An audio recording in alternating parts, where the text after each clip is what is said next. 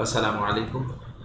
इस वक्त हम ओ लेवल्स में इलेक्ट्रोस्टैटिक्स से रिलेटेड जो स्टैटिक इलेक्ट्रिसिटी है इससे रिलेटेड न्यूमेरिकल्स जो हैं वो सॉल्व करने के लिए जा रहे हैं। तो इसमें से हम एक एक करके देखते जाएंगे और चेक करेंगे कि किस तरीके से। इसमें पहला न्यूमेरिकल देखिए। फर्स्ट न्यूमेरिकल में आपको कह रहे हैं कि एक नेगेटिवली चार्ज बलून है ब्रॉट टूवर्ड्स द वॉल, उसको एक दीवार के करीब लाया गया है। Which statement explain what happened. जब नेगेटिवली चार्ज बलून को मैं दीवार के करीब लाऊंगा तो इलेक्ट्रोस्टैटिक इंडक्शन होगा, और इंडक्शन से क्या हो रहा होगा कि नेगेटिव के यहाँ से पॉजिटिव चार्जेस पहले आ जाएंगे और नेगेटिव बाद में चले जाएंगे, ठीक है ना। अ negatively charge balloon is brought towards a wall, ठीक है, दीवार के। A negative charge on the balloon attracts the negative charge. जो नेगेटिव नेगेटिव को तो अट्रैक्ट करते ही नहीं है, तो ये गलत हो जाए। Negative charge balloon have no effect, ऐसा मुमकिन ही नहीं है, क्योंकि दीवार के करीब जाएंगे तो इलेक्ट्रोस्टैटिक इंडक्शन होगा, तो दीवार के जो पॉजिटिव या नेगेटिव चार्जेस होंगे वो भी क्या होंगे, चेंज होंगे। अब यहाँ पे आंसर आ रहा है negative charge on the balloon ripple कर जाएंगे द नेगेटिव। अब बताएं नेगेटिव नेगेटिव में रिपल्जन होती है, तो असल में इस एमसीक्यू के अंदर आपको बता रहे हैं कि नेगेटिव सेम चार्जेस जो होंगे वो रिपल करेंगे और ऑपोजिट चार्जेस जो होंगे वो एक दूसरे को क्या करोगे, अट्रैक्ट। तो इसके अंदर करेक्ट ऑप्शन जो होगा वो आपके पास सी हो। क्लियर। आगे चलिए, तो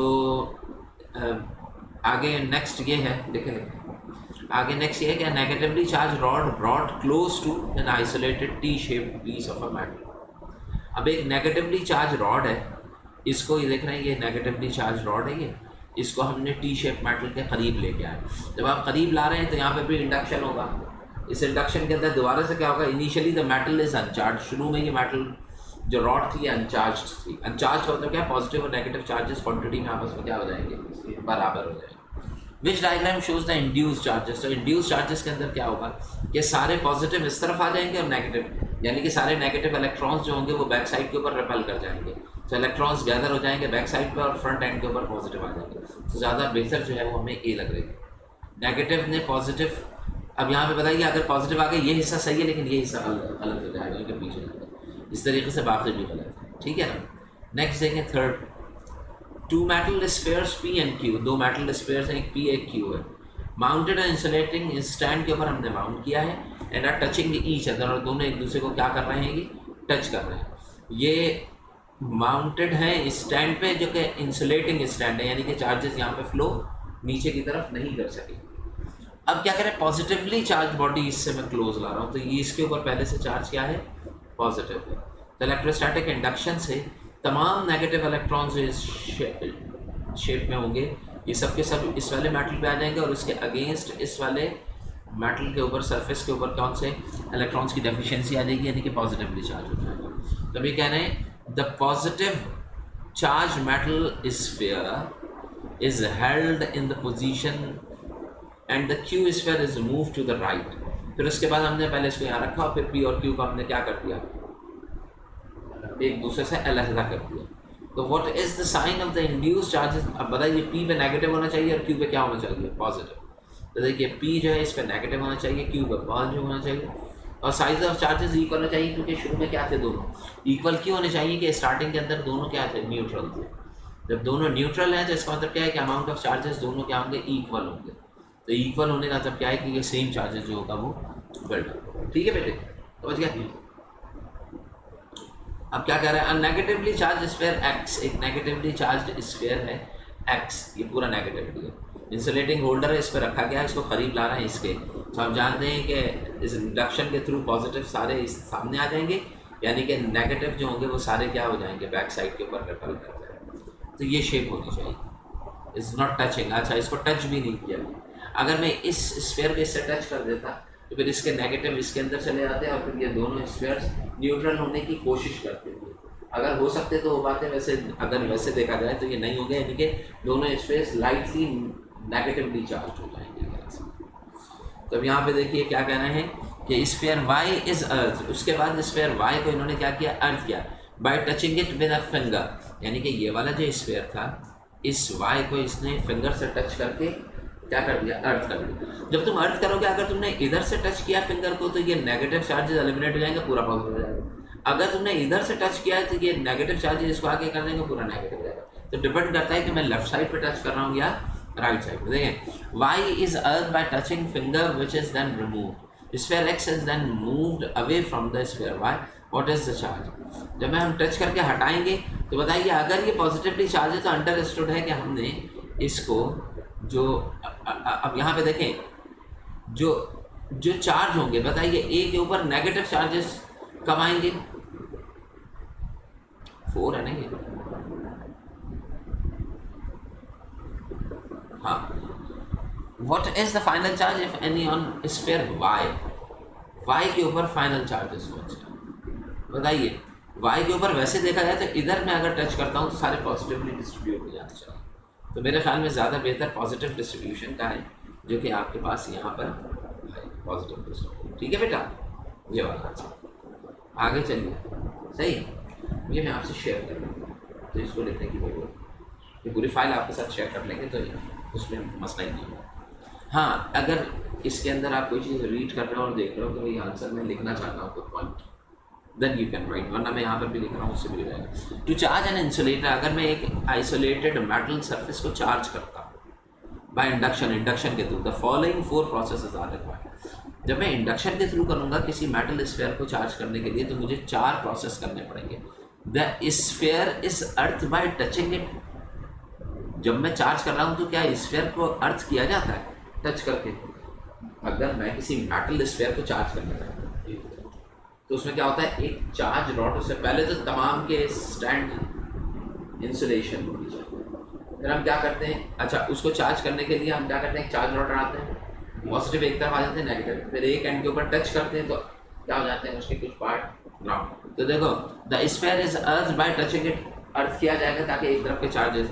the earth connection is removed from the sphere, earth connection को सरफेस से हम क्या करेंगे, रिमूव करेंगे। The charge rod is brought closer to the earth, the charge rod is remove. अब ये जो है ना PQRS, ये सर्टेन ऑर्डर में नहीं है। देखो सबसे पहले क्या किया जाएगा, स्फीयर है, चार्ज रॉड लाई जाएगी पहले, या ब्रिंगिंग का नेगेटिवली और पॉजिटिवली जो भी चार्ज रॉड है क्लोजर टू इट।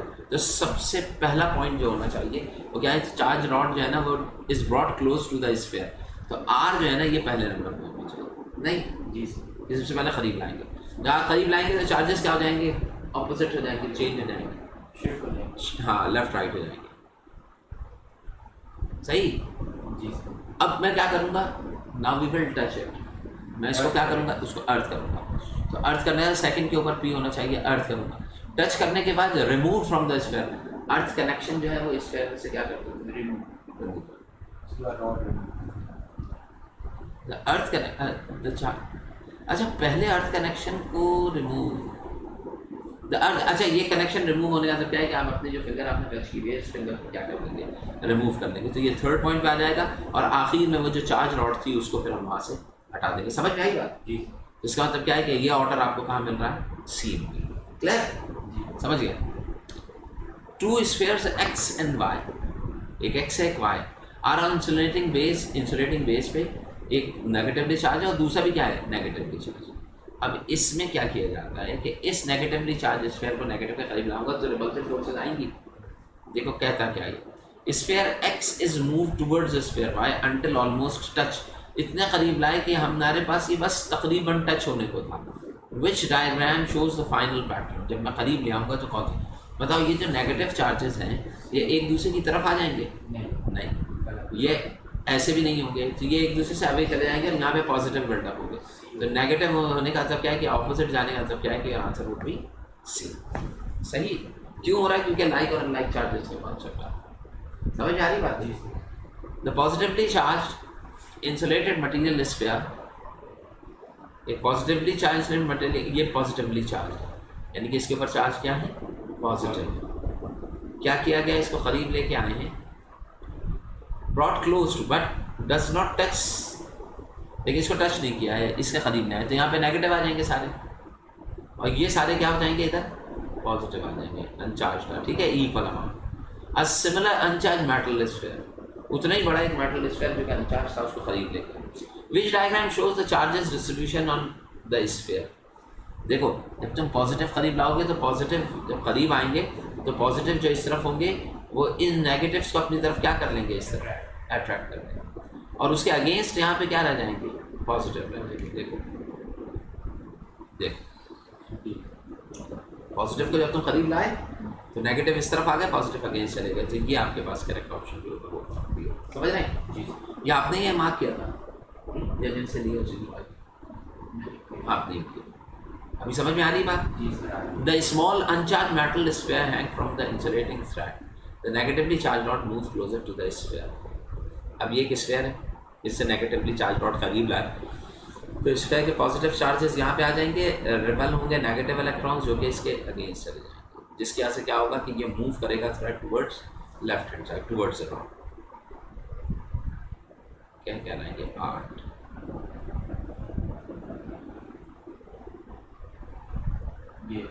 ये अब ये बताइए यहाँ पे पॉजिटिव आ जाएंगे, ये नेगेटिव हो जाएंगे, देख रहे हैं जी सर। और ये मूव कर रहा है टुवर्ड्स राइट साइड, तो मेरे ख्याल में ए जो है वो बेस्ट ऑप्शन। अच्छा, अगर ये रॉड जो थी वो नेगेटिवली चार्ज होती तो फिर क्या होगा? नेगेटिव अगर पॉजिटिवली हो, पॉजिटिव होते तो प्रोटॉन्स इलेक्ट्रॉन्स आगे आ जाते और मूव कहाँ करती रॉड? इधर ही आ जाती अट्रैक्शन। हाँ, इंडक्शन में चाहे पॉजिटिव है चाहे नेगेटिव, अट्रैक्शन जरूर है।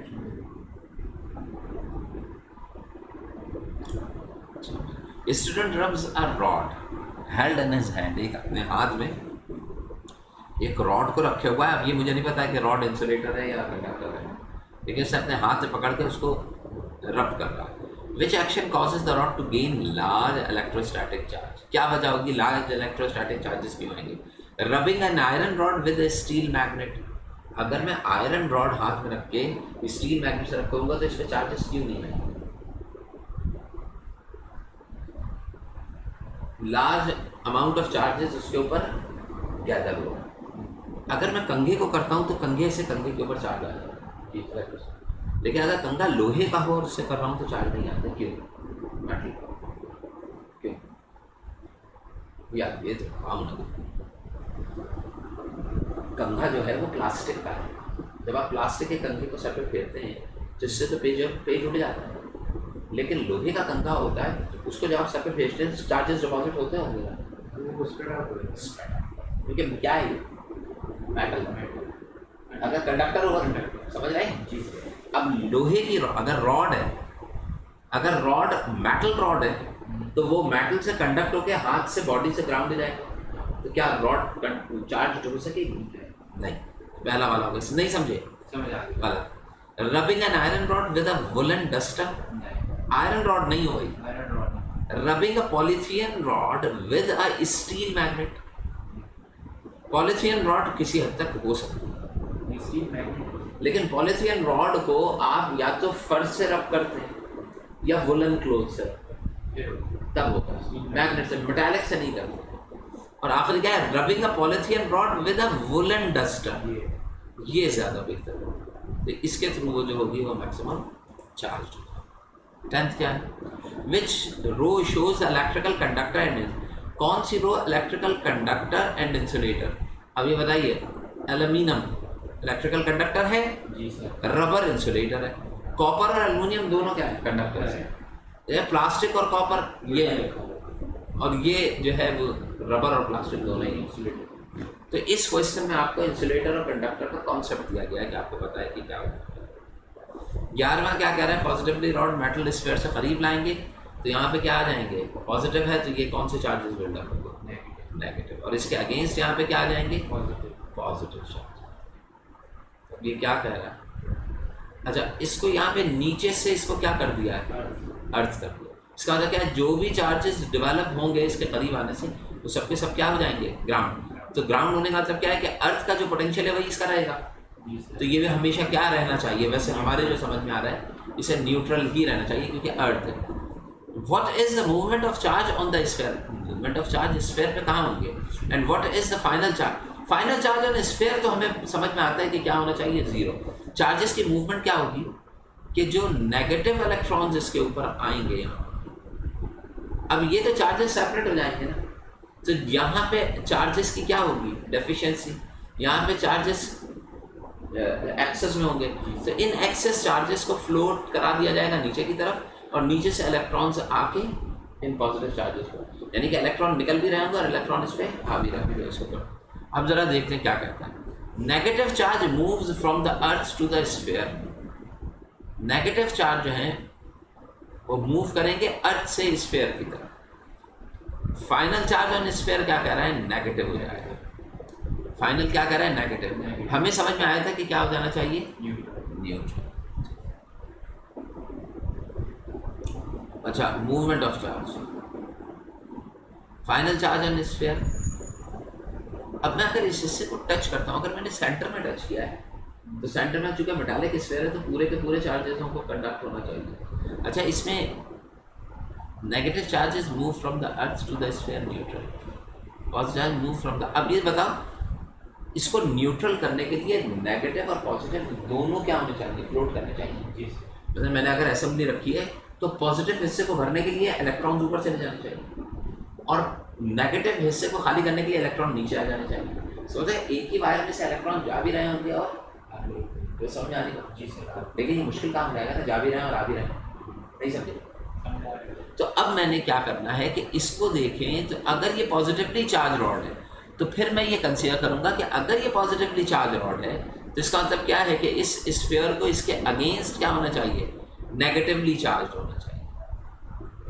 ठीक है, अब पूरा स्फीयर नेगेटिव होने का मतलब क्या है कि जहां से उठ के इलेक्ट्रॉन्स की डेफिशिएंसी प्रोड्यूस, ये सारे डेफिशिएंसी प्रोड्यूस हो रही है इलेक्ट्रॉन की स्पेसेस। तो इलेक्ट्रॉन क्या करेंगे, आपके ग्राउंड से निकलेंगे और ट्रैवल करते हुए इन स्पेसेस को वो क्या कर देंगे, फिलअप कर देंगे। जब ये स्पेसेस पूरी फिलअप हो जाएंगी तो ये पूरे का पूरा हिस्सा क्या हो जाएगा, न्यूट्रल। यानी कि इन सब के ऊपर चार्जेस कौन से डिपॉजिट हो जाएंगे, न्यूट्रल। जब ये पूरे का पूरा हिस्सा न्यूट्रल हो जाएगा तो इसका मतलब क्या है, these negative charges completely spread out on the sphere. तो इसका मतलब क्या है कि negative electrons move from earth to the metallic sphere in order to fill the blank spaces for electrons, and after that the negative charge is equally distributed on the sphere. तो negative आ जाएगा। तो उसके तहत अगर देखा जाए ये theory, क्योंकि देखो यहाँ पे दोनों डायरेक्शन, अगर दोनों डायरेक्शन के electrons are moving to from the earth and receiving to the earth, तो इसका मतलब क्या है कि उस ऐसी सूरत में वो क्या होता, न्यूट्रल होता कि जा भी रहे हैं और आ भी रहे हैं जरूरी। लेकिन अब यहाँ पे चूंकि इलेक्ट्रॉन्स एक ही डायरेक्शन में चार्जेस फ्लो कर रहे हैं, लिहाजा मैं इसके अंदर क्या कह दूंगा, ये नेगेटिव वाला हमारे पास ऑप्शन है। समझे जी, नहीं समझ आ। अब positively charge rod is held close to an earth metal sphere. Metal sphere से आपने इसको क्लोज हेल्ड किया तो इसके ऊपर क्या आएंगे, नेगेटिव इलेक्ट्रॉन सारे इधर आ जाएंगे। जो इधर पॉजिटिव वाला पार्ट होगा उससे अर्थ होने का मतलब क्या है कि यहाँ से इलेक्ट्रॉन्स निकलेंगे और इस पॉजिटिव वाले को फिलअप करके इसको न्यूट्रलाइज कर देंगे और पूरी चार्ज रॉड जो होगी वो नेगेटिवली, स्फीयर जो है वो नेगेटिवली चार्ज हो जाएगा। It is negative. Then what describe the charges on the metal surface? Metal surface वो जो स्फीयर है उसके ऊपर क्या होगा, नेगेटिव होगा, because electrons are attracted towards the rod from the earth. नहीं समझे, अर्थ से रॉड नहीं, अर्थ से नेगेटिव। अच्छा देखो क्या लिख रहा है, positively charge rod is held close to the earth metal. What is describe the charges on the metal sphere. तो मेटल स्फीयर में से it is negative, metal sphere negative होगा, ठीक है, because electrons are attracted towards the rod. Electron सबके सब rod की तरफ अट्रैक्ट हो जाएंगे। ये इलेक्ट्रॉन की अट्रैक्शन क्या है, क्या तमाम के तमाम इलेक्ट्रॉन जो स्फीयर में मौजूद होंगे वो इस तरफ आ जाएंगे और अर्थ से इलेक्ट्रॉन्स मूव करके इसको फिलअप करेंगे। तो बात तो एक ही हुई ना कि नेगेटिव चार्ज। इसमें क्या कर रहे हैं कि सारे इलेक्ट्रॉन्स आगे की तरफ चले जाएंगे, फिर इसको ये भी कहना चाहिए अर्थ से इलेक्ट्रॉन प्रोवाइड किए जाएंगे उन स्पेसेस को फिलअप करने। नहीं समझे, पिछले सवाल की तरह बिल्कुल। तो ये वाला हो गया आपका। उसके बाद अगला 13 है ये, दो स्फीयर्स हैं, metal spheres are suspended to close each other, which diagram shows the charge distribution on each sphere, direction of the forces in the sphere. अब बताओ अगर पॉजिटिव है तो क्या ये एक दूसरे को, इन दोनों का सेम डायरेक्शन में अट्रैक्ट कर रहा है, तो ये तो गलत हो गया। पॉजिटिव और ये पॉजिटिव एक दूसरे को रिपेल कर रहे हैं, ये ठीक है। नेगेटिव पॉजिटिव अट्रैक्ट कर रहे होंगे, ये भी ठीक समझ में आ रहा है। लेकिन अगर अट्रैक्ट कर रहे होंगे तो चार्जेस को इनके करीब होना चाहिए, पॉजिटिव इस तरफ और नेगेटिव इस तरफ होना चाहिए। ये वाली चीज़ ठीक है। अगर लाइनें क्या होती हैं अंदर की तरफ अट्रैक्शन की तरफ, बाहर रिपल से, तो ये सारी गलत हो जाएंगी। तो सही कौन सा होगा आपके पास? B portion. Which list contain only electrical insulators, कौन सा है? ग्लास इंसुलेटर होता है, प्लास्टिक और rubber. Glass, plastic, steel. Steel क्या है आपके पास? कंडक्टर। ये भी स्टील कंडक्टर, यहाँ पे ये भी steel conductor. The positive charge brought near to the insulated uncharge conductor X और Y. What are the charges on side X and of side Y? तो एक्स पे कौन से आने चाहिए भाई? नेगेटिव। और वाई पे कौन से आने चाहिए? पॉजिटिव। तो ये सारे क्या होंगे? पॉजिटिव। एक्स नेगेटिव, अब बताइए both X and Y negative, both तो ये तो गलत हो गया। एक्स पॉजिटिव, एक्स के ऊपर नेगेटिव आने चाहिए, तो ये आपका आंसर क्या होगा? डी। समझ गया भाई? जी। अगला देखो 16। A positively charged insulated metal sphere is brought closer to an uncharged insulated metal. Positively charged metal है, इसको ये positively charged हुआ, इसको हम लेके आ रहे हैं कहाँ पर? Closer to an uncharged। Positive क्या करेगा? इस नेगेटिव इलेक्ट्रॉन्स को अट्रैक्ट कर लेगा और इसके अगेंस्ट यहाँ पे क्या रह जाएंगे? पॉजिटिव इलेक्ट्रॉन्स की डेफिशिएंसी आ जाएगी इससे। Which charge show the distribution of sphere? तो अब आप ये बताइए कि पॉजिटिव सामने की तरफ अट्रैक्ट हो जाएंगे, नेगेटिव इधर और पॉजिटिव, सही? जी सर, बी आंसर। तो ये B answer. Polythene rod is rubbed with a cloth. एक पॉलीथियन रॉड को क्लोथ से रब किया तो चार्ज हो जाएगी, एंड द क्लोथ बिकम, अब चार्ज हो गई। क्लोथ जो है वो पॉजिटिवली चार्ज हुआ है। बताइए अगर क्लोथ पॉजिटिवली चार्ज, तो उसने इलेक्ट्रॉन अपने दे दिए होंगे, जी सर। तो किसने गेन किए होंगे? रॉड ने। तो रॉड जो होगी वो कौन सी चार्ज हो जाएगी? Negatively charge. ठीक है, ट्रांसफर ऑफ इलेक्ट्रॉन कहाँ से कहाँ जाना है? From cloth to the rod. और अगर रॉड जो थी वो पॉजिटिवली चार्ज होती वो कपड़े पे आ जाते तो हैं। फिर कपड़े पे। तो यहाँ पे negatively charge transfer from the cloth to the polythene. ठीक है, from cloth to 18। The positive charge metal sphere, positive charge metal sphere is placed midway, दरमियान में रख दिया इनके। ठीक है, अब ये बताना है कौन सी सिचुएशन है, बताइए। ये ऐसा ग्राउंड कर दिया है, तो इसका मतलब क्या है? यहाँ पे जो भी चार्ज पहुँचेगा वो ग्राउंड हो जाएगा। ये बताओ पॉजिटिव रखा है यहाँ पे, अगर मैं पॉजिटिव रखूँ, देखो positively charge metal sphere is placed Midway between the previously अनचार्ज, जो कि क्या है? अनचार्ज मेटल रॉड्स हैं दोनों। इस पॉजिटिव से ये वाला पॉजिटिव तो आ ही नहीं सकता, तो ये तो गलत हो गया। इस पॉजिटिव से ये वाला नेगेटिव आ रहा है, ये ठीक है, और यहाँ पे पॉजिटिव भी ठीक है। इस पॉजिटिव से नेगेटिव इधर आ जाएगा, और यहाँ का जो पॉजिटिव होगा वो इस इलेक्ट्रॉन से क्या हो जाएगा? न्यूट्रलाइज हो जाएगा, ग्राउंड हो जाएगा। तो इसका मतलब क्या है कि ये वाला ऑप्शन जो है ये मेरे पास क्या है? बेस्ट है। सॉरी, बी ऑप्शन, ए नहीं है, बी ऑप्शन जो है वो मेरे पास क्या है? सही है। बी ऑप्शन जो है मेरे पास ये, ठीक है बेटे। 19, 18, 19 में खत्म हो गए सारे। जी। तो ये हमने MCQs किए। अब एक जो है वो हम CRQ भी देख लेते हैं, ताकि आपका टाइम जैसे ही वो खत्म जाने दें। अभी 5:38 में, तो कितने पेज का जवाब? 45। एक क्वेश्चन देख लो। अच्छा,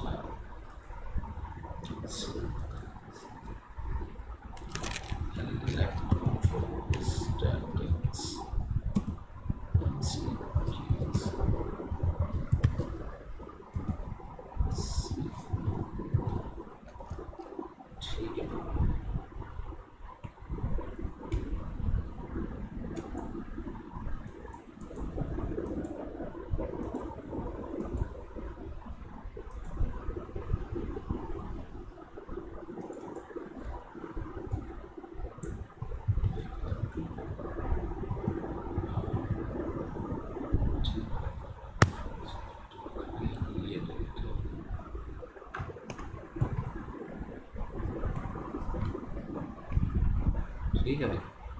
अब हम इंसर्शन करते हैं किसकी?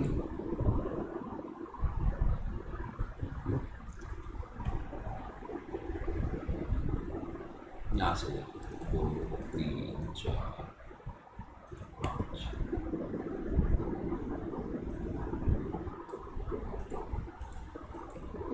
ठीक है, यहाँ पे एक एक करके देख लीजिए।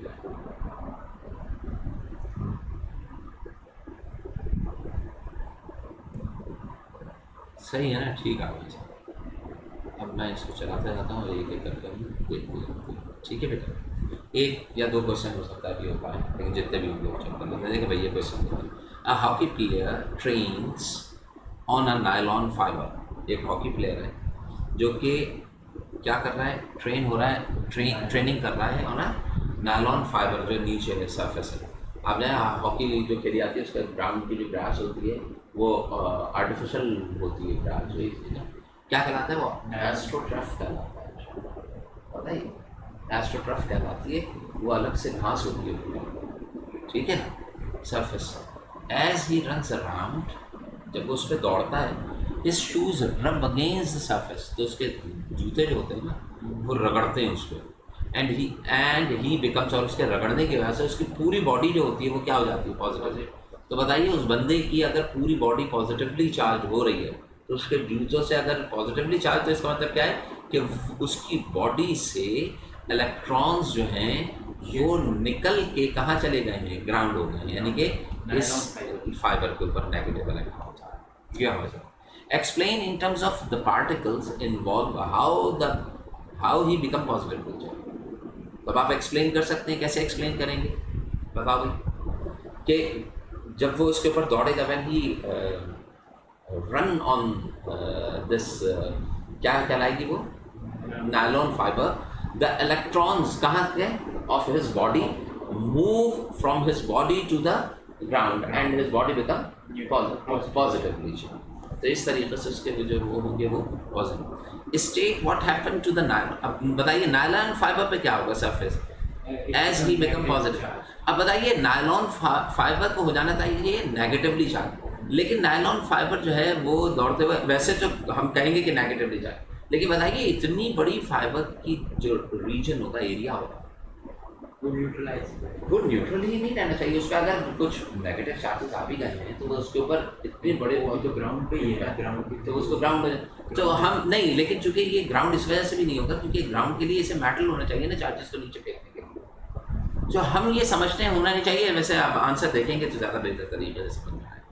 तो देखो 1 के ऊपर इन्होंने इसका जो आंसर किया है, when the player runs around the ground, जब ग्राउंड के ऊपर दौड़ेगा, the nylon surface and his shoes rub against the surface, यानी कि दोनों आपस में रब करेंगे। और आप जानते हैं कि रबिंग मेथड होता है चार्जिंग के लिए। Some electrons are transferred from his body, कुछ इलेक्ट्रॉन्स जो होंगे उसकी बॉडी से ट्रांसफर जाएंगे फाइबर की तरफ, so he gains a net positive. वो मुकम्मल तौर पे कुछ नेगेटिव भी होंगे लेकिन नेट क्या होगा, positive charge. As the nylon fibre surface gains negative charge from the player's body, it become net, यानी कि उतनी डिटेल में नहीं जा रहा जितनी डिटेल में हमने पढ़ा था, वरना अगर तफसीलात में देखा जाए ना तो वो कुछ देर तक खड़ा रहे, तो वो इतनी बड़ी अगर आपके पास फाइबर है तो क्या होना चाहिए, न्यूट्रल हो जाना चाहिए। लेकिन यहाँ पे क्या कह रहे हैं, ये न्यूट्रल नहीं। तो हम क्या कहेंगे कि वो इलेक्ट्रॉन्स जो उसकी बॉडी से हटेंगे वो उसको गेन करेगा और न्यूट्रलाइज हो जाएगा। अगला क्या कह रहा है कि at the end of the training session, जब सेशन खत्म हो जाएगी, the hockey player touches the metal gate, जाते हुए उसने मेटल गेट को क्या कर लिया, पकड़ लिया। अब क्या होगा, metal gate connected to the ground, तो क्या होगा, न्यूट्रलाइज कर देगा। एंड फील्स, एंड उस वक्त उसको एक इलेक्ट्रिक शॉक फील हुआ, जैसे उसने टच किया तो एकदम से, जैसे ही वो मेटल को टच करेगा तो मेटल से उसकी बॉडी से तमाम positive charges ground, positive charges ground कैसे होंगे कि अर्थ से इलेक्ट्रॉन्स मूव करेंगे टू हिज बॉडी, और वो मेटल है, मेटल टच कर रहा है, जब उसकी बॉडी के अंदर एकदम से रश करेंगे इलेक्ट्रॉन्स, तो इसका मतलब क्या है कि उसको फ्लो ऑफ करंट होगा, तो उसका इलेक्ट्रिक शॉक फील होगा। ठीक है, state how this shock is produce. तो देखिए अब ये क्या कह रहा है, on touching the metal gate he regain electrons, वो गेन करेगा इलेक्ट्रॉन्स, ठीक है, from the metal gate into his positively charge body, ठीक है, विच कॉजेस, जब तेजी से इलेक्ट्रॉन्स उसकी बॉडी के अंदर आएंगे तो उसको क्या चीज फील होगी, नहीं समझ में आएगा, क्लियर हो गई, मुश्किल तो नहीं था ना ये। अब ये क्या कह रहा है, अगला ये कह रहा है कि द शॉक लास्ट फॉर, जो उसको झटका पड़ा है ना वो 0.05 मिली सेकेंड्स में पड़ा। टाइम मिली सेकेंड का मतलब क्या हो गया, 0.15 मिली का मतलब क्या होता है, इंटू 10⁻⁻3, मिली का मतलब क्या होता है, -3 सेकेंड्स तक उसको क्या लगा है, इतनी देर तक उसको शॉक लगा, झटका लगा। अब क्या कह रहा है ये, during this time the current has an average, उस वक्त जो करंट गुजर रहा था आई की वैल्यू वो कितने एम्पेयर थी, 1.6 मिली एम्पेयर। तो मैं इसको भी क्या लिखूंगा, 1.6 इंटू मिली का मतलब क्या होगा, 10⁻³ एम्पेयर, ठीक है। Calculate the size of charge, आपको क्यू बताना है कि अमाउंट ऑफ चार्जेस कितने उसकी बॉडी के अंदर आए होंगे या बॉडी से फ्लो किए होंगे। तो हाँ, तो आपके पास I is equal to Q upon T होता है ना बेटा। तो क्यू अगर कैलकुलेट करना होगा तो वो क्या होगा, आई इंटू टी। आई कितना है 1.6 इंटू 10⁻³ और सी कितना है 0.15 इंटू 10⁻³ तो अभी इन दोनों को मैं मल्टीप्लाई करूंगा, 0.16 को 0.15 से 0.16 मल्टीप्लाई बाय नहीं क्या है बेटा फिर से कहिए 1.6 मल्टीप्लाई बाय 0.15 क्या आया 0.24, यहाँ पे क्या आया 0.24 और 10⁻³ 10⁻⁻6 हो जाएगा। पॉइंट आगे बढ़ाओगे साइंटिफिक नोटेशन में तो 2.4 इंटू 10⁻⁻, अब आगे बढ़ाओगे तो नंबर बढ़ गया ना, तो पावर क्या हो जानी चाहिए, कम हो जानी चाहिए, -6 से कम करोगे -7, उल्टा चलता है ना ये, तो ये क्या हो जाएगा -7 कूलम्स हो जाएगा। देखिए ये क्या लिखना है -7 2.4 इंटू 10⁻⁷ कूलम, बस इसको लिख सकते हैं नेक्स्ट टाइम। ठीक है बेटे।